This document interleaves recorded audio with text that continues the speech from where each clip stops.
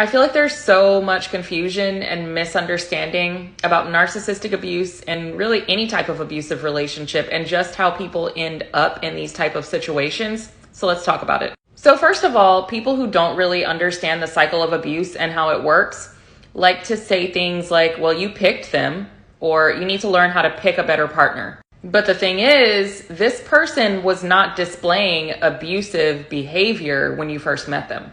In fact, during the love bombing phase, it feels like an absolute fairy tale because the person is 100% into you, attentive, everything you've ever wanted. So you do feel like you are picking a good partner at the time. People like this, narcissists, sociopaths, are con artists and master manipulators that pretend to be someone that they're not for quite a while. Now, in the process of them pretending to be someone that they're not, the victim falls in love with this person who doesn't actually exist, but they don't know that. Gradually and very, very insidiously over time, they start to reveal their true self, while at the same time still throwing in glimpses of that person from the beginning here and there so that you still think that that person is in there somewhere. Now, from an outside perspective, if you've never been in this situation and you're not familiar with the cycle of abuse, then it may seem very black and white. And you may think things like, well, once the person started to show that they were abusive, why not just leave? And I'm going to let you know right now that when you're dealing with psychological manipulation and abuse, it's not that black and white.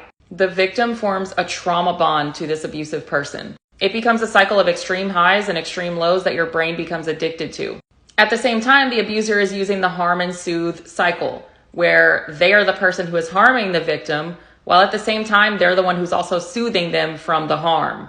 Can you imagine that level of psychological abuse where the same person who is hurting you is the same person who's making you feel better after they hurt you?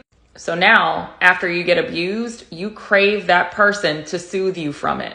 The trauma bond also gets formed through intermittent reinforcement, through this cycle of punishment and reward. You're punished for anything that doesn't benefit them. At the same time, they throw in rewards, little breadcrumbs, but you never know when you're going to get one, which makes it so addicting. Over time, this causes you to prioritize their needs and wants over your own. The abusive person is also gaslighting you into thinking that every problem in the relationship is your fault, even though they're the one that's causing the problems. You completely lose yourself in this person. You pour everything you have into them until you have nothing left in yourself, and it becomes very uncomfortable to sit with yourself because now you feel like you don't even have an identity, which intensifies the attachment to the abuser. It's devastating and traumatizing. It's anything but black and white.